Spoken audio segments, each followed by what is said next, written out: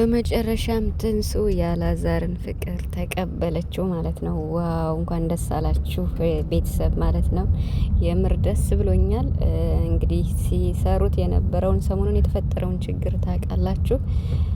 እንግዲህ ዛሬ በአዲስ ነገር መጥተዋል። እንግዲህ የአላዛር እናት ጀግናዋ እናት ሀሳቧ ተሰክቶላታል ማለት ነው። እና ትንሱ እንግዲህ ይኸው ከአማቷ ጋር መጥታለች። በቅርብ ቀን እንግዲህ አላዛር ለትንሱ ቀለበት ያስራል ማለት ነው። እና ትንሱ እንግዲህ ሰሞኑን ስታደርጊያቸው የነበሩት ነገሮች ከልብሽ እንዳልሆነ እኮ ግልጽ ነው። እኔ በራሴ በቃ አልተቀበለውም ውስጤ ማለት እንደዛ በጉጉት ተቀብለው፣ አሁን ላይ ግን እሱ ፍቅሩን ሲገልጽላት ወይም አፈቀርኩሽ ሲላት እኔ ለዚህ ቦታ የለኝም ስትል ከልቧ እንዳልሆነ ገብቶኛል።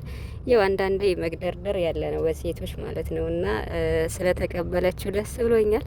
እንግዲህ አላዛርም ልፋቱን ድካሙን ሁሉን ነገር ያው ውጤት ስላፈራ ፍሬ ስላፈራ ውጤቱ ያማረ ስለሆነ ደስ ብሎኛል ማለት ነው። ውድ ቤተሰቦች ሰላም ሰላም፣ እንዴት ናችኋለሁ? ሰላማችሁ ይብዛ በያላችሁበት እያልኩኝ ውድ እዚህ ቤት ባለቤት ልበላችሁ፣ ይህን ቻናል ሰብስክራይብ አድርጉ፣ የምር ቤተሰብ አድርጉኝ ማለት ነው። እና ቪዲዮን ስታዩን በላይክ ጀምሩ እና በጣም ደስ ብሎኛል። የምሬን ነው የምላችሁ። እና እኔ በቃ ማለት እንዴት እንዲህ ሊሆን ይችላል ብዬ በጣም አላዛርም እንደዛ ሲሆን ሲያለቅስ ምን ሲል እናቱም ስትከፋና ግን ማለት ሁለቱም ጋር እኔ እንጃ ከልባቸው እንዳልሆነ ይገባኛል። እኔ ስራ ነው ብዬ ነው የማስበውና ሁሉም ሰው የስራ ሰዎች ናቸውና እንግዲህ ትንሱም ደግሞ ያው ተግደርድራም ቢሆን እሺ ማለቷ ያለ ነው። መግደርድር ግድ ነው።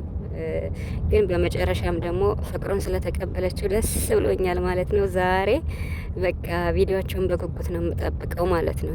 የምሬን ነው የምላችሁና የደስታቸው ቀን ነው።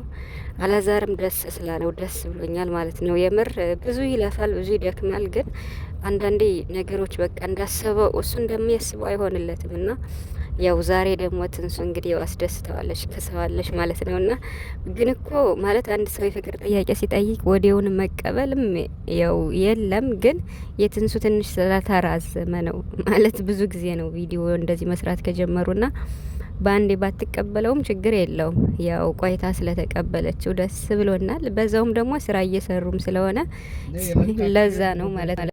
እና በጣም ደስ ብሎኛል ማለት ነው። የምር ዛሬ በቃ ቪዲዮአቸውን በጉጉት ነው የምጠብቀው፣ ትንሱም ስለተቀበለችው ማለት ነው። የምሬን ነው የምላችሁ። እንግዲህ እናቱም የአላዛር እናትም ስለቷ ሰምሮላታል። አላዛርም ተደስቷል። በቅርብ ቀን ቀለበት ነው የምንጠብቅ፣ የምር ቀለበት ነው የምንጠብቅ በቅርብ ቀን ማለት ነው። እና ደስ ይላል ማለት እንደዚህ ሁሉም ነገር በሰላም ሲሆን ስለታረቁ ስለሁሉም ነገር ማለት ነው። እና ደስ ብሎኛል። ስለዚህ ዛሬ በጉጉት ጠብቁ ቪዲዮአቸው።